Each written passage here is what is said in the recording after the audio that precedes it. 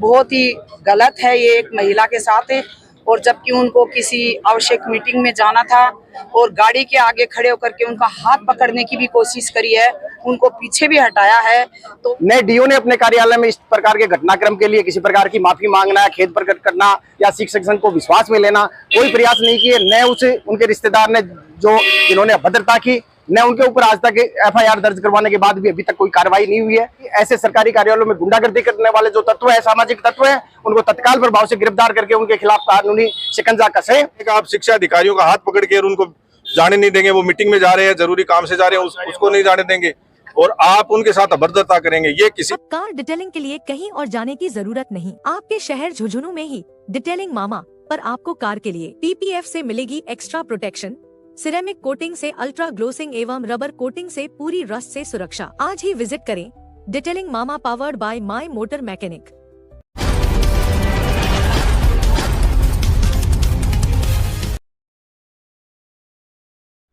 Ram Ram ji, Panchayati media में स्वागत है। मैं हूं शशिकांत शर्मा। फिलहाल के टाइम पर थाना बता दें कि जिला कलेक्ट्रेट झुंझुनू पर आज एक अलग ही मामलो देखने मिलो। बिग मैन शिक्षक ही आमना सामना आ गया। एक तो शिक्षक संघ सियाराम ही और का आमंत्रित सदस्य ही वह धरना दे रखे हो, साथ में साथ शिक्षक अलग से धरना दे रखे हो प्रबंध के विरोध के अंदर हो। पूरा मामला ये है, जानने की कोशिश करें, वीडियो शेयर कर देना, लास्ट तक जरूर देखना है। हमारी साथी महिला जिला शिक्षा अधिकारी प्रारंभिक शिक्षा में कार्यरत हैं और उनके साथ किसी संगठन विशेष के व्यक्ति आकर के टेबल को जोर जोर से पीटना और अभद्र तरीके से उनके साथ बात करना बहुत ही गलत है। ये एक महिला के साथ है और जबकि उनको किसी आवश्यक मीटिंग में जाना था और गाड़ी के आगे खड़े होकर के उनका हाथ पकड़ने की भी कोशिश करी है, उनको पीछे भी हटाया है। तो उन्होंने निश्चित रूप से राजकार्य में बाधा डाली है। मैं तो कहती हूँ कि इनके विरुद्ध सख्त कार्रवाई होनी चाहिए। जो इस तरह से अगर राजकार्य में बाधा डालेंगे, अधिकारियों की कार्य व्यवस्था इस तरह से खराब होती है, अधिकारियों का मनोबल भी गिरता है। इस तरह से संगठन आ जाएंगे तो ये काम कैसे चलेगा। शिक्षा विभाग तो बहुत लंबा चौड़ा विभाग है, आए दिन कोई न कोई घटना होती है और अधिकारी को अपने जो परिस्थिति होती है उस परिस्थिति के अनुसार निर्णय भी लेना पड़ता है, काम भी करना पड़ता है। तो मेरा यही कहना है कि हम सब, हमारे साथी जो जिला शिक्षा अधिकारी प्रारंभिक में कार्यरत हैं, उनके साथ जो अभद्र तरीके से एक पुरुष ने महिला के विरुद्ध ऐसा अव्यवहारिक व्यवहार किया है, उसका आज हम सब विरोध कर रहे हैं और हमने एक ज्ञापन तैयार किया है माननीय जिला कलेक्टर महोदय के नाम से। वो ज्ञापन हम एकजुट होकर के सभी हमारे प्रतिनिधि वो जाएंगे और यहाँ पर इन लोगों ने जो धरना दे रखा है, ये कायदे से कोई धरने वाली कोई बात ही नहीं है। ये यही तो करते हैं और फिर उल्टा हमारे विरोधी धरना है। तो ये हम सभी पूरे जिले से सारे शिक्षा अधिकारी, प्रिंसिपल भी हैं, इसमें DO ADO भी हैं, उनके पद के भी सारे अधिकारी आज यहाँ पर मौजूद हैं। और जब तक न्याय नहीं होगा तब तक हमें यहाँ पर इस तरह के जो धरने हैं, नारेबाजी हम भी करेंगे। हमारा अधिकार है, हमें अपने अधिकारों पर किसी तरह की आंच नहीं आने देंगे। जय हिंद, जय भारत। मैं राजवंती सरावग, सेवानिवृत्त जिला शिक्षा अधिकारी।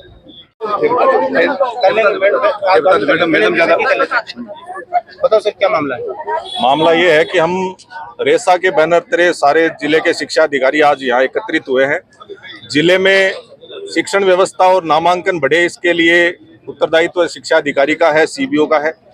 जब वो ऐसी व्यवस्थाएं करने का प्रयास करते हैं, कहीं किसी विद्यालय में शिक्षक नहीं है तो दूसरे विद्यालय से डेपुटेशन किया गया और उसको लेकर किसी एक संगठन विशेष के कुछ पदाधिकारियों ने आके DO एलिमेंट्री के साथ अभद्रता की।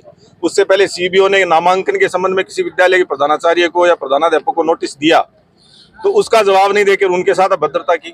तो ये शिक्षा अधिकारियों का संगठन है। किसी संगठन का पदाधिकारी अगर आपको पीड़ा है तो उसकी बात आप जिला शिक्षा अधिकारी से समय ले, उसके बाद अपनी बात रखें, फिर नहीं मानी जाती है तो वो एक अलग तरीका है। लेकिन ये कोई तरीका नहीं है कि आप शिक्षा अधिकारियों का हाथ पकड़ के उनको जाने नहीं देंगे, वो मीटिंग में जा रहे हैं, जरूरी काम से जा रहे हैं, उसको नहीं जाने देंगे और आप उनके साथ अभद्रता करेंगे। ये किसी भी सूरत में बर्दाश्त नहीं किया जाएगा।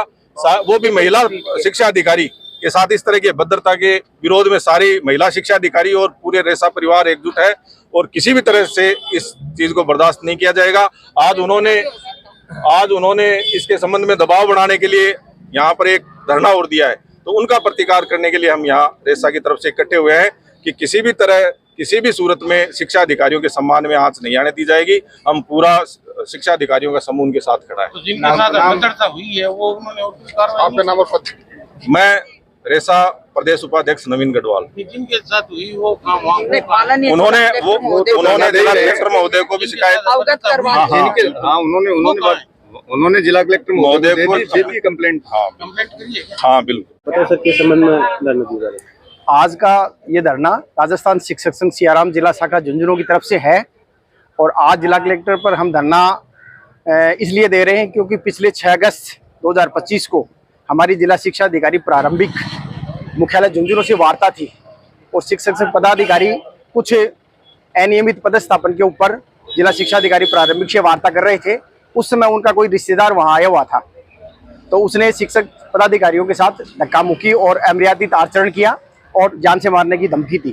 क्योंकि हमने सबसे पहले जिला शिक्षा अधिकारी के सामने मुद्दा रखा कि ग्रामीण क्षेत्र में आप अध्यापिकाओं को, निलंबित अध्यापिकाओं को शहर में पदस्थापन दे रहे हैं जो नियमों के बिल्कुल विरुद्ध है और शिक्षक संघ सियाराम है ये इसकी मुखालफत करता है और ऐसा हो रहा है, ये बिल्कुल गलत हो रहा है, ये अन्याय है। मतलब आप किसी निलंबित अध्यापक को सजा देने के लिए निलंबित करते हो तो फिर उसको पुरस्कार किस बात का, शहर के वार्ड नंबर 27 में पदस्थापन किस बात का। इस बात पर वो उसके रिश्तेदार भड़क गए कि आप कौन होते हो संगठन वाले ये प्रश्न पूछने वाले।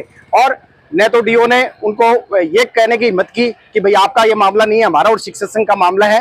डीओ ने उनको कहीं न कहीं सही दी और न आज तक इतने दिन हो गए, 6 तारीख से आज 26 तारीख है, न डीओ ने अपने कार्यालय में इस प्रकार के घटनाक्रम के लिए किसी प्रकार की माफी मांगना, खेद प्रकट करना या शिक्षक संघ को विश्वास में लेना कोई प्रयास नहीं किए। न उनके रिश्तेदार ने जिन्होंने अभद्रता की, न उनके ऊपर आज तक FIR दर्ज करवाने के बाद भी अभी तक कोई कार्रवाई नहीं हुई है। तो ऑफिस में अधिकारी के रिश्तेदारों द्वारा सरासर गुंडागर्दी करने के बाद भी अभी तक प्रशासन ने कोई उनके खिलाफ कोई कार्रवाई नहीं की है। उनको किसी प्रकार की मतलब कानूनी जो कार्रवाई होनी चाहिए आज तक उनकी नहीं हुई है। एक तो ये मुद्दा है हमारा, उसके लिए धरना चल रहा। दूसरा मुद्दा जो ग्रामीण क्षेत्र से जो निलंबित अध्यापिकाएं हैं उनको शहरी क्षेत्र में लगा दिया गया। राजकीय उच्च प्राथमिक विद्यालय वार्ड नंबर 27 में जो पोस्टिंग दी गई है वो नियमों के विरुद्ध है। और आज और भी हमारे सामने कुछ प्रकरण आए हैं जिसमें भी हमें संदेह है कि वो भी अनियमितता उसमें हुई है। और चाहे जहां प्रतिनियुक्तियां कर रहे हैं, चाहे जैसे प्रतिनियुक्तियां कर रहे हैं, राज्य सरकार के नियमों की धज्जियां उड़ाते हुए ये ऑफिस में काम हो रहे हैं, तो उसकी शिक्षक संघ सियाराम है वो आलोचना करता है। और इस धरने के माध्यम से शिक्षा मंत्री जी को और मुख्यमंत्री जी को और स्थानीय जो प्रशासन है, जिला कलेक्टर महोदय और SP महोदय से गुहार करता है कि ऐसे सरकारी कार्यालयों में गुंडागर्दी करने वाले जो तत्व है, सामाजिक तत्व है, उनको तत्काल प्रभाव से गिरफ्तार करके उनके खिलाफ कानूनी शिकंजा कसे और साथ ही साथ जो शिक्षा विभाग में अनियमितताएं हुए हैं उनकी जांच करवाकर दोषी है उसके खिलाफ कार्रवाई। धरना एक दिन का रहेगा, काफी चलेगा? धरना आज एक दिन का ही रहेगा। अगर उसके बाद में हम 10 दिन का टाइम देंगे, 10 दिन में अगर कार्रवाई नहीं हुई तो फिर शिक्षक संघ सियाराम है वो अनिश्चितकालीन धरने का आह्वान करेगा। उस पर हम अलग से बैठक करके संघर्ष समिति उसका फैसला करेगी। राजकुमार मूंग, प्रदेश कार्यकारिणी सदस्य।